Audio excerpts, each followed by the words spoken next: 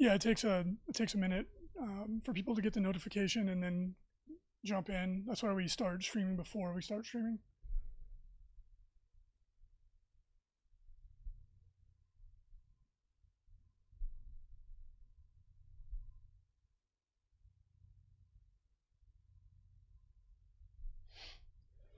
Hello, hello, hello.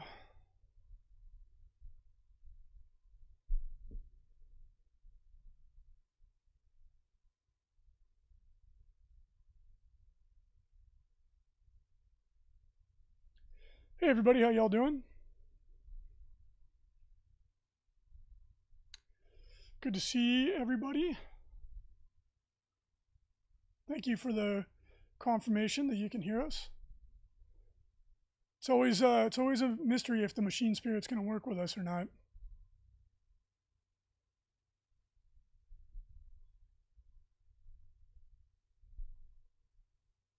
Oh, hello.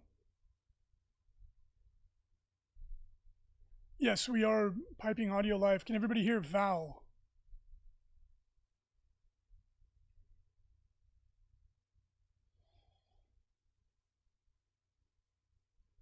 And are we talking over each other?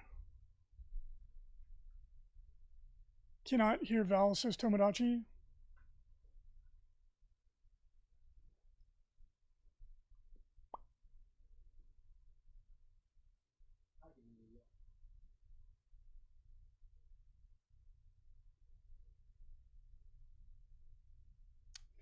So then Val will communicate through interpretive dance.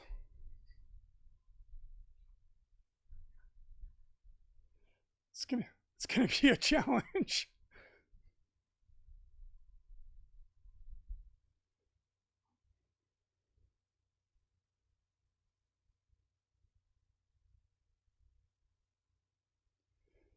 All right, everybody, we're working on the audio, trying to see if we can get Val piped into the live. What's up, Sindri? What's up, Wolf Priest Kjarl?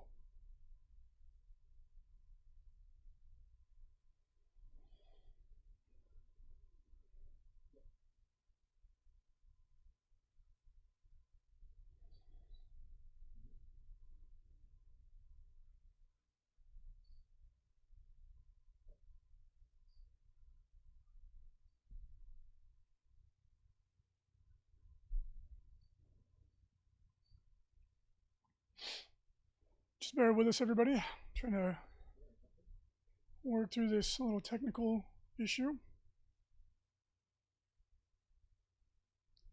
Val, if you want to speak.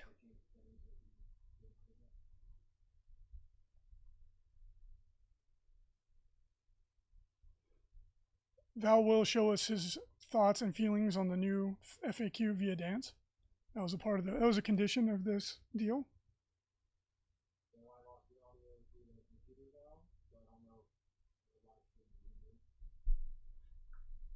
So let us know if you could hear Val. Val, if you don't mind.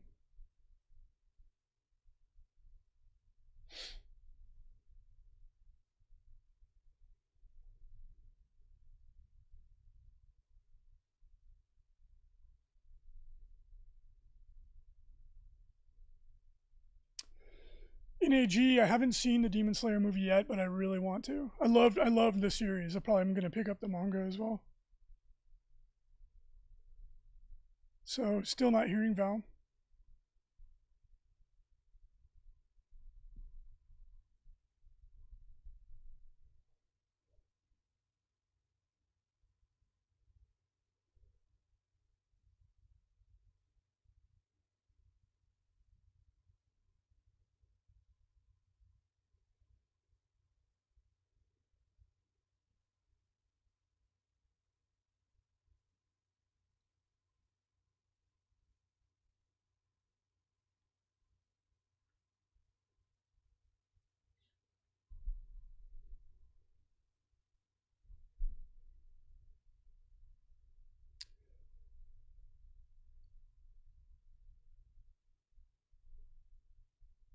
So yeah, everybody, we're still just working through this little snafu, trying to figure out how to pipe Val's lovely mustache to you live.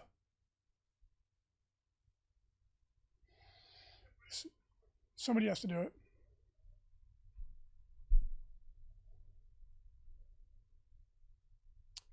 Tomodachi, Boulder City is a really nice town. Like I recently was lucky enough to be in a position to actually buy a house, and I moved away from Boulder City, and I actually do miss it here. I like the small town vibe.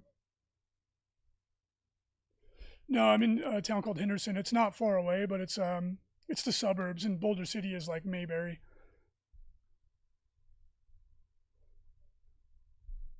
I don't know. That's actually a good little bit of trivia.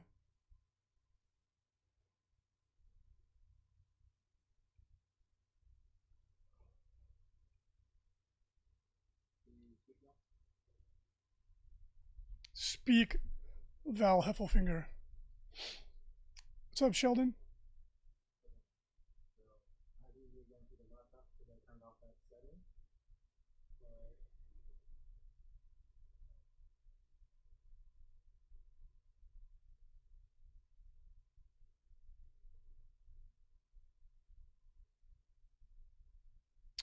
Tomodachi, yeah, we are recruiting for the FLGN's Rise to Glory, headed by the one and only Mr. Heffelfinger. So if anybody out there is interested in helping out with the FLGN, we're specifically looking for audio editors and people of that ilk, or content creators as well. There is a form on Frontline Gaming attached to a blog post. You can jump in and fill it out if you're interested, and the Hef will review your bona fides, see if you are a good fit.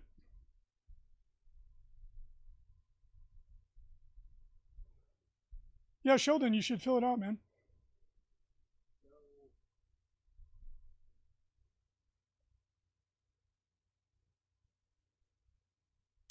Valley of Fire, Artemis Steve, that sounds pretty cool.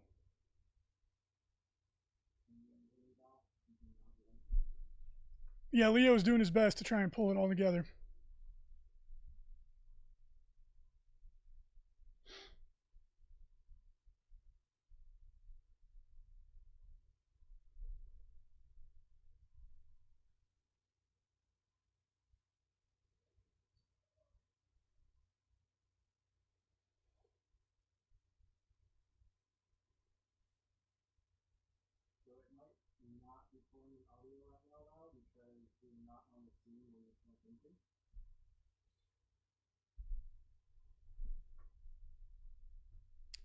No belly dancers yet, I'm afraid. Wolf Priest.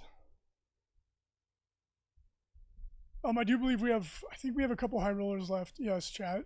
Not many, though.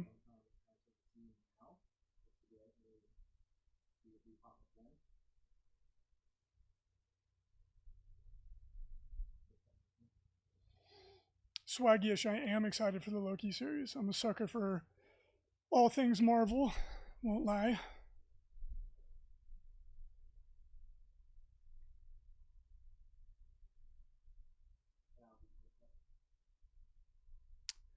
Murat Ferguson, the high roller ticket is a special registration package for the LVO where you get tons of swag, early reg. You get a shorter or essentially no line to get registered. It's a really, really good value, and they tend to sell out instantaneously.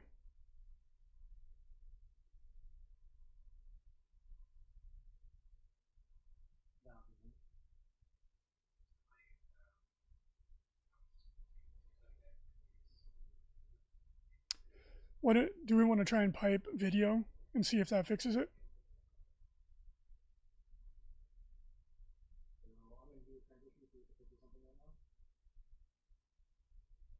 Uh,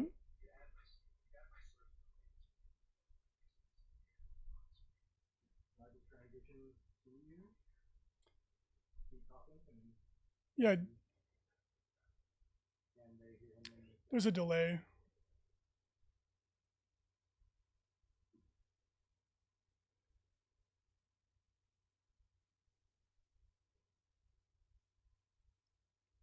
Yeah, no audio so far.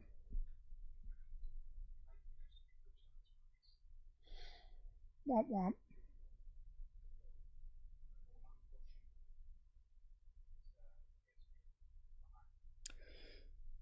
Val, it was a valiant effort. Yeah, that's fine. If we don't think we have an easy solution, we'll just proceed as normal.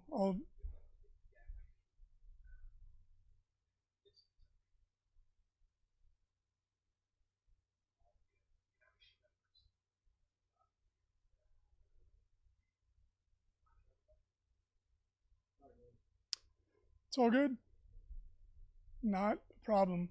All right, we're going to pull the plug on that. Proceed as usual.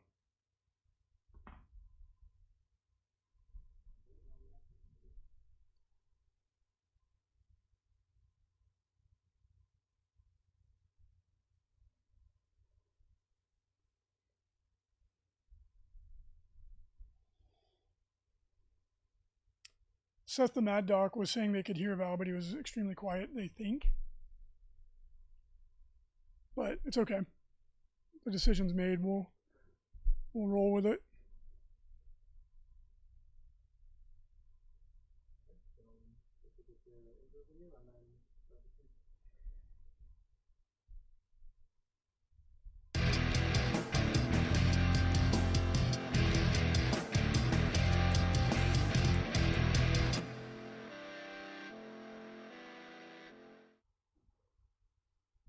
Hey everybody, welcome to Signals from the Frontline, your every Wednesday live cast brought to you by myself, Mr. Reese, aka Reesius, aka Reesio, many names, same person, and brought to you of course by frontlinegaming.org, where you can get your tabletop gaming goodies at discounted prices all the days of the year. Thank you so much for joining us. Sorry we're a little late. We were trying to bring Mr. Val Heffelfinger on, the new creative director of the FLGN, to talk about the future of the network. However, the audio gremlins, which have always been our arch nemesis, struck, and we couldn't get his audio to pipe in from Canada.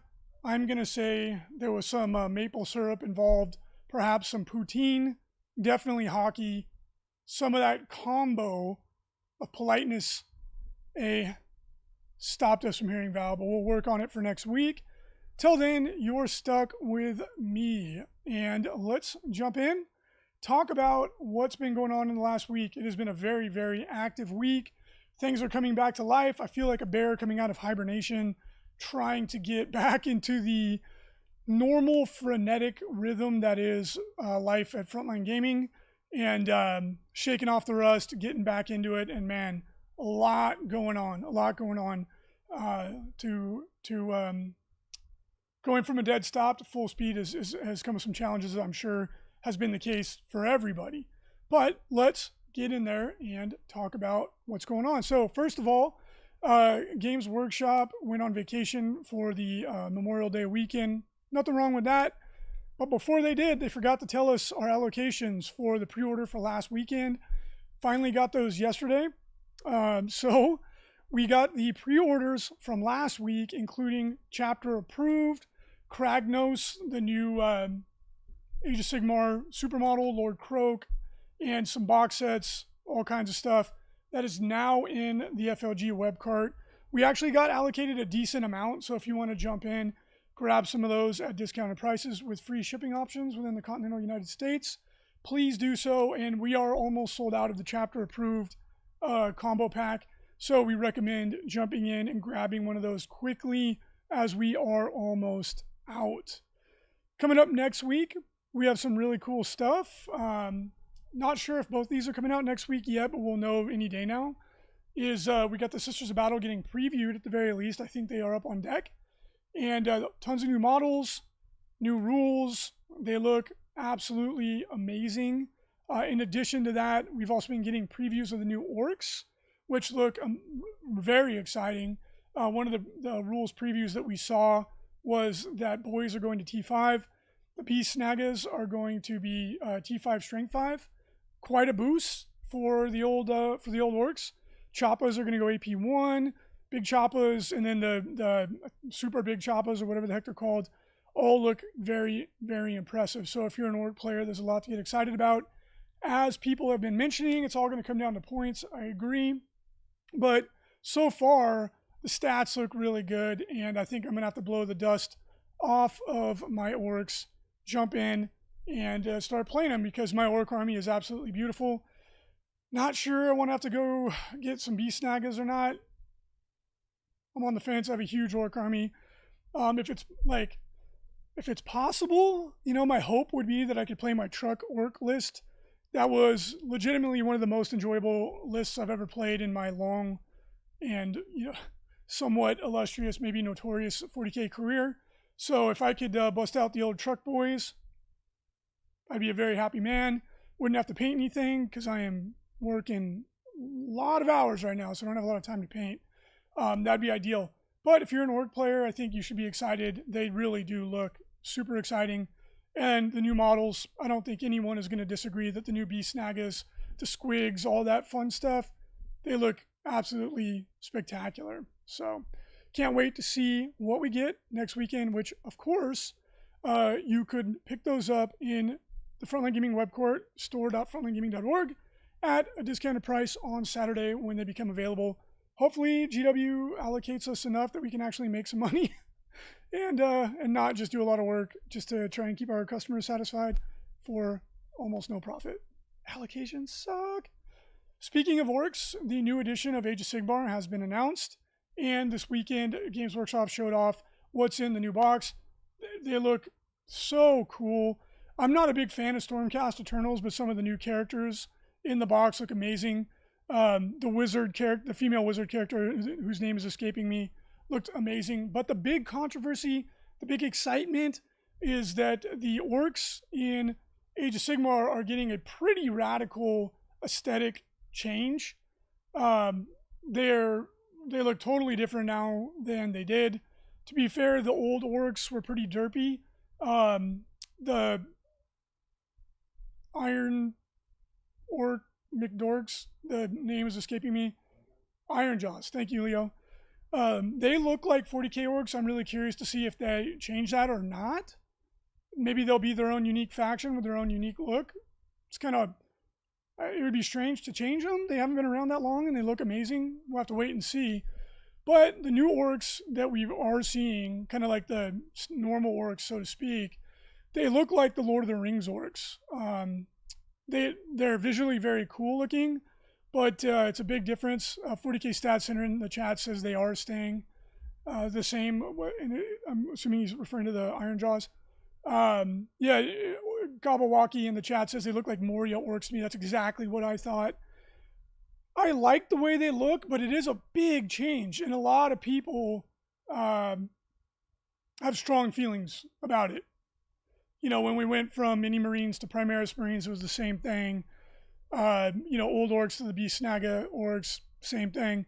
So we'll see what happens. Like the hobby has to progress. They have to come out with new models. That's just the way it is. If they didn't ever change, we'd still have Rogue Trader Space Marines that are smaller than Catachans. So it's a part of the game. But I'm curious to see how the community reacts. Although I think everybody agrees they look really good. But it's a big aesthetic change. So take it for what you will. Change is on the horizon. Really excited to see more about the new edition of Age of Sigmar, the 3rd edition. I was hoping to get rid of the double turn, but it doesn't seem like that's going to happen. All right. So, is what it is. But if you're an Age of Sigmar player, lots to be excited about as you're getting a brand new edition, new models. Can't wait. Big news. The Las Vegas Open 2022 registration opens up tomorrow if you're watching this live. If you are listening to this on a podcast distributor or watching on YouTube, it opened up yesterday. So June 3rd, 10 a.m.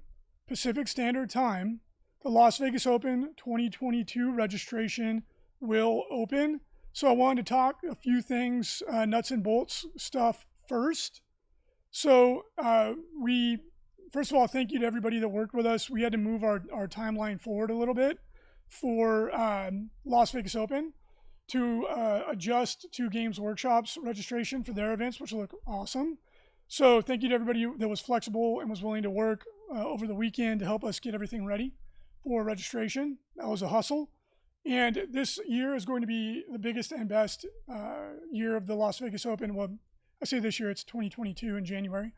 January 28th to the 30th. But this is going to be the biggest and best Las Vegas Open we've ever run. The new venue is absolutely amazing. It's at the Rio. The rooms, which if you go to the LasVegasOpen.net site, you can click through to book your room. The Rio, one of the distinguishing things about it is it's all suites, so the rooms are bigger. They're very reasonably priced. So it's not going to hit you in the wallet too hard.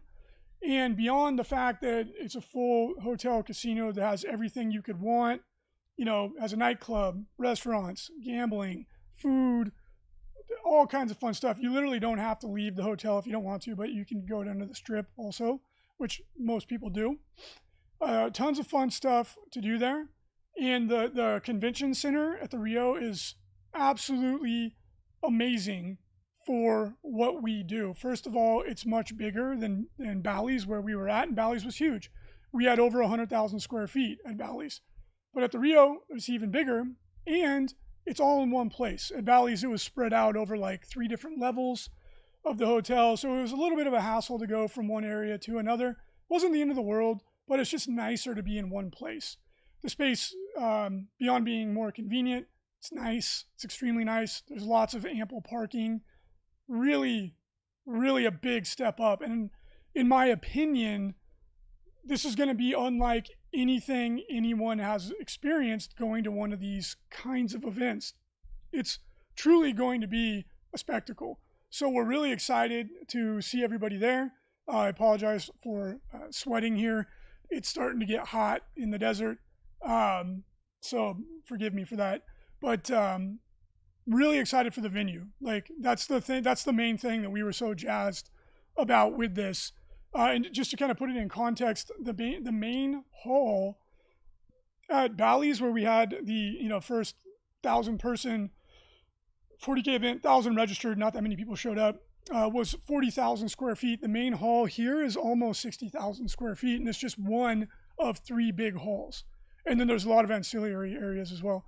So theoretically, and I don't see why it wouldn't be, but I would imagine we're looking at, by a mile, the biggest events of these kind that the world has ever seen. It's going to be a spectacle. And there's all kinds of other fun stuff that we'll reveal as we go. But, there's a full stage, like a Broadway style stage. So the plan, as long as technically we can work it all out, is that we'll have the top games playing literally on a stage with a giant movie theater style screen behind them projecting the game. We're still working out the technicals. There is a chance that we can't pull it off this first year, but we are going to be working diligently on that. And if we can pull all this together, it's going to be unlike anything anybody has seen in tabletop before. Lights, it's going to be spectacular. We're really excited. So get pumped. It's going to be a weekend of fun, friendship, memory making, something you don't want to miss. So hype aside, let's dig in and talk about some of the specific challenges that we're facing this year due to everything that happened last year. Coming into registration, which is going to open tomorrow, 10 a.m. Pacific Standard Time, we already have hundreds of spots taken. People had very generously decided to, some people had very generously decided to move their ticket from the LVO 2021 to 2022. There's been a little bit of confusion on that. I knew this was going to happen. There's no avoiding it. We put out a ton of information last year asking people to what they wanted to do. They could get store credit, make it a donation, get a refund, or roll their ticket forward.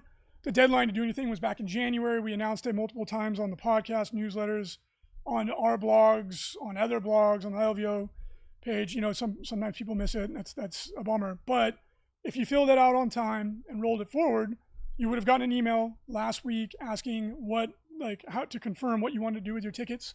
So going through that, the 40K Express passes, and the people that were on the early registration list, which is a service that we offer for people that buy high roller packages.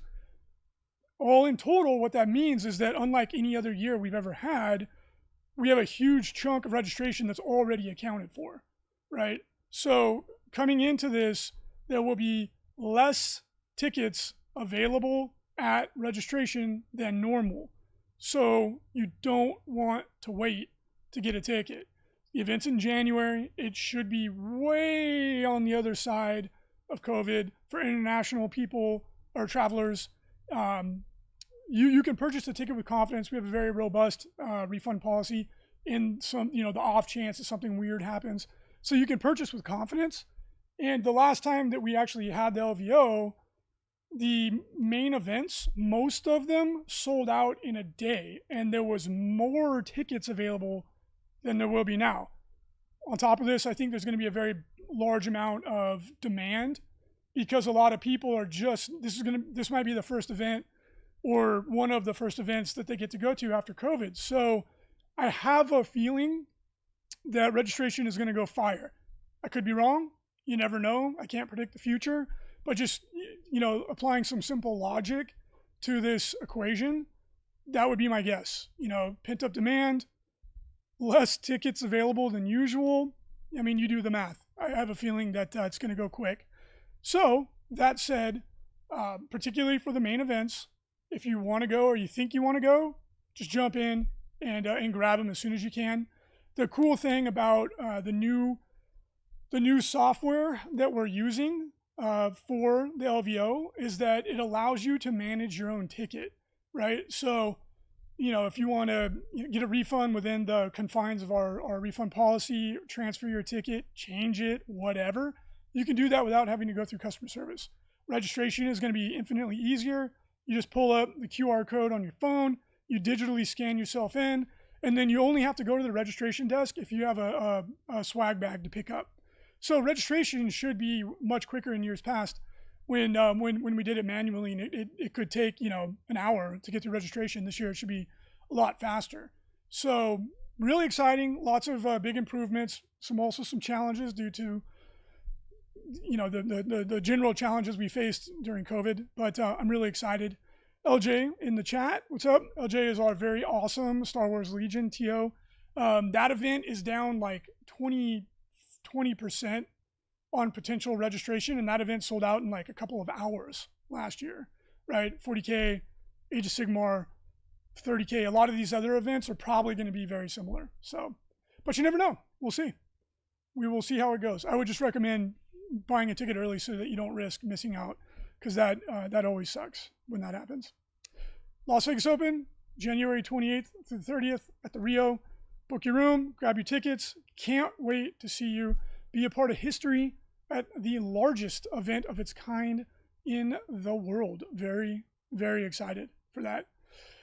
All right, Atlantic City Open news. So life went from stasis field like Marnius Calgar, Reboot Gimmin, to like wake up and it's a whole new galaxy, baby. So Atlantic City Open is coming up in just over a week.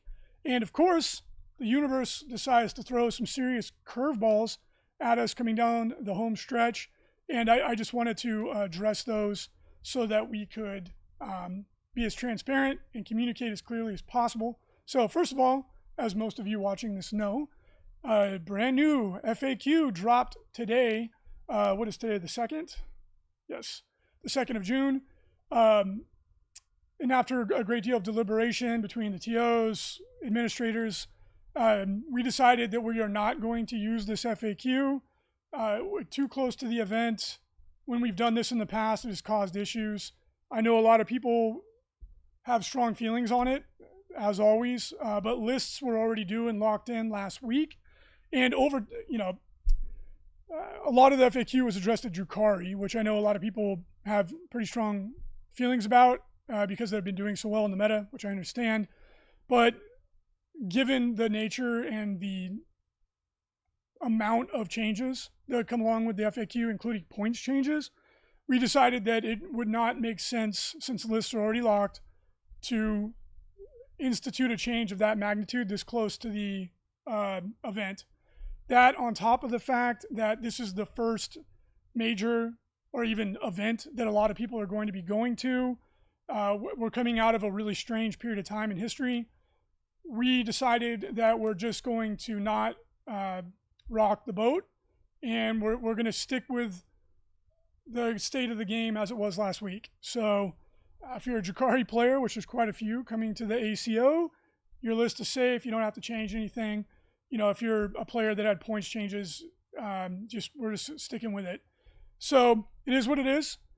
These things happen, but we're going to try and keep it steady and let people ease back into going to big events without an unnecessary amount of drama.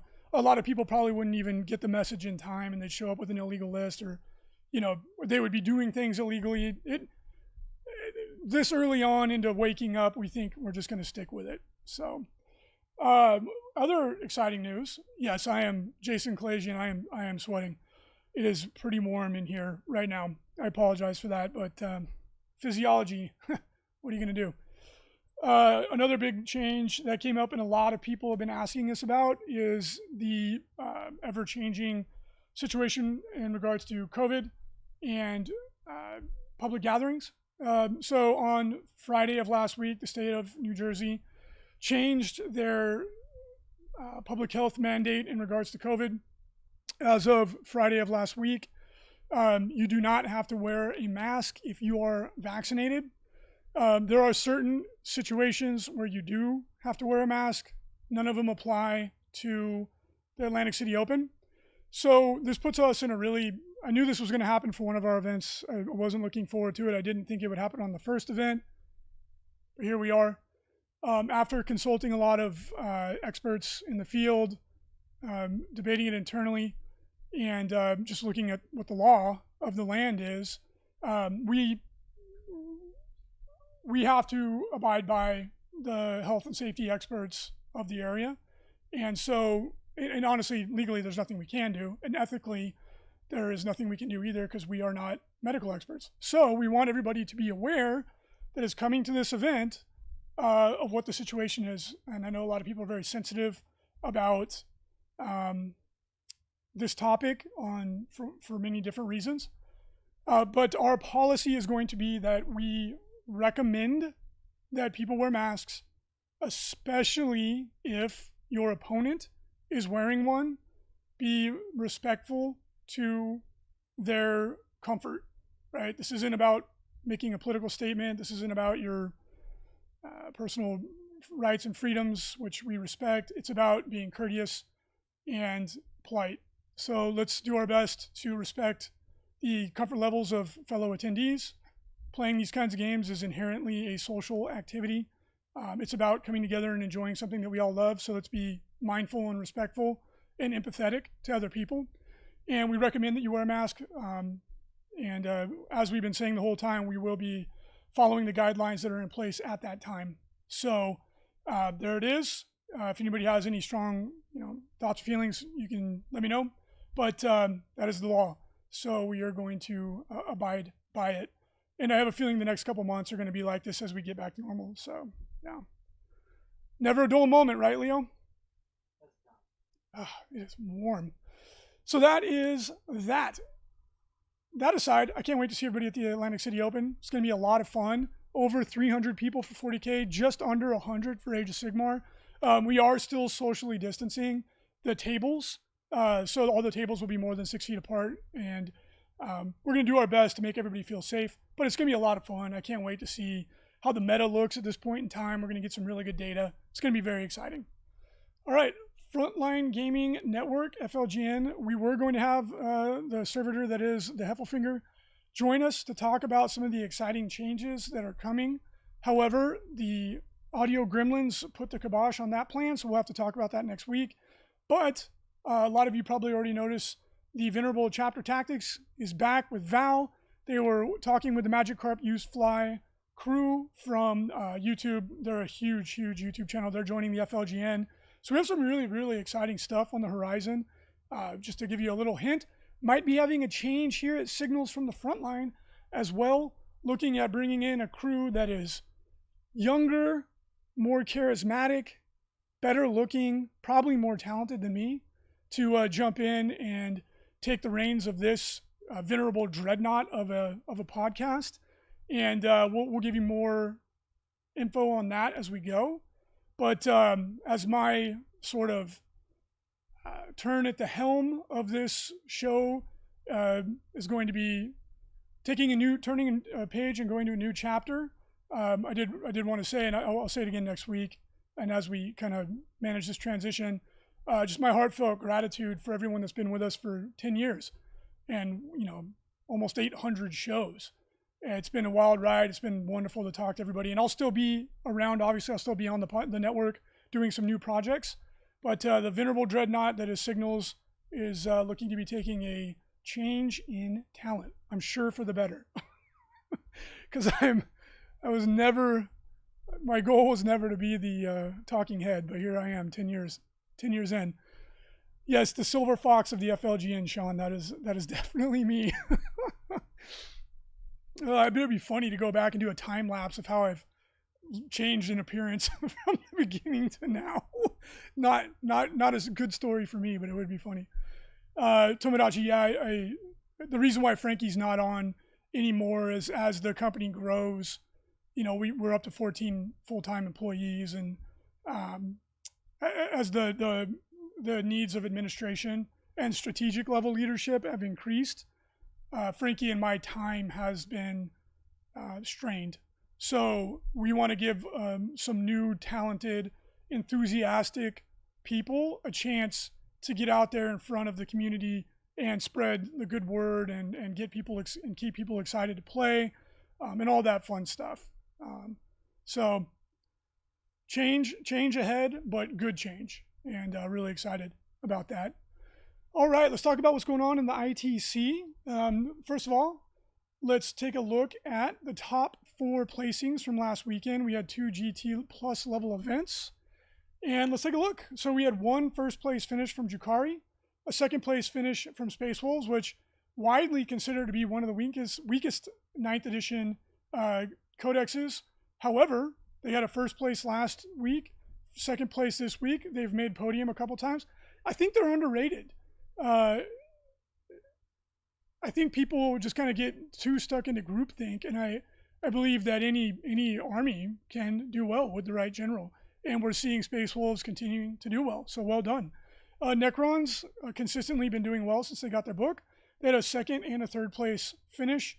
Orcs, who don't have a codex yet, and they have been week in and week out. Not that we've had a ton of events during COVID, but we have had some. Orcs have been on the podium consistently. So we had a 4th place finish there. Ultramarines, who've all of a sudden just kind of popped out of the ether and been doing well, had a 1st place finish. And then Mixed Chaos, who also have been chugging along, even though I think they have a lot, why they don't have 2 wounds on their Marines is just, they easily could have done it with an FAQ. I don't know why we haven't. It's a little annoying. However, that said, they consistently do well. And it's interesting to note that most armies in 9th edition are mono codex. Chaos is the notable exception. There's a little bit of Imperium soup. You see Custodes and Sisters sprinkled in to a lot of armies. But Chaos, almost very rarely do you see pure any Chaos faction. It's almost always a mix. Every now and then you'll see Death Guard getting on the podium by themselves. But typically speaking, you're seeing a mix of Chaos. So it's interesting that they're like the soup du jour faction in 9th, when largely everybody else has gone mono faction. So I think that's pretty cool. Leo just jumped in.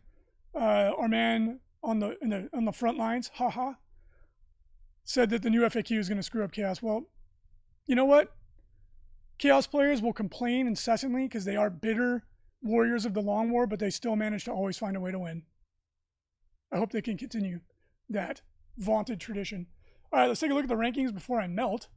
Current 40K competitive track top 5. We got Sean Naden, name you hear all the time in that position, leading the pack with a comfortable lead. Colin McDade in 2nd, James Kelling in 3rd, Mark Asht in 4th, and my main man, Junior Fleehey, in 5th. Hobby track 40K, current top 5. Rick Hill in 1st, JT Steiger in 2nd, Marshall Peterson in 3rd, O'Shea Aduna in 4th, Nicholas Wanker in 5th. Age of Sigmar, current competitive track top 5. Ramon Silva in 1st place, followed by Matt Abbott in 2nd, Daniel Velasquez in 3rd, Anthony Trentinelli in 4th, Gabriel Pacheco in 5th. Hobby track, woo baby, had a little movement. I like it. We got Derek Page moved into 1st, followed by Dan Sanchez in 2nd, Justin Bukowski in 3rd, Andrew Gale in 4th, and Scott Reed in 5th. Underworld's current top 4 in the competitive track: Ivan Cho in 1st, Ramon Chang in 2nd, Samuel Varghese in 3rd, and Greg Rose in 4th. Kill Team current top 5: Fernando Marcos in 1st, Mikel Yago in 2nd, Orion Wilfong. That is a badass name. If you change your name to Wolfgang, your last name, that you're like a RPG character at that point, or an anime character. 3rd place, Alvaro Lorenzo in 4th, and oh boy, Guille Perez. I hope I said that right, in 5th. All right, check out some of these awesome commissions that came out of the FLG Paint Studio. This first one, which if you're listening, you're like, what is Reese talking about? But if you're seeing it visually, is a really, really cool Drukhari Archon conversion that I just love. It's like, I believe it's a conversion. Correct me if I'm wrong in the chat, but man, that is a badass model. We have some Imperial Fists aggressors as well. And of course, if you want to see what we can do in the FLG Paint Studio, head on over to flgpaintstudio.com. Check it out. And if you want to get your models painted because you're being lazy or you don't have the time, we're happy to paint them for you. All right. Let's answer a couple questions in the chat because I'm sweating a lot. All right, should we start asking questions so Reese has to keep sweating? Please don't. Scroll up a little bit, Leo.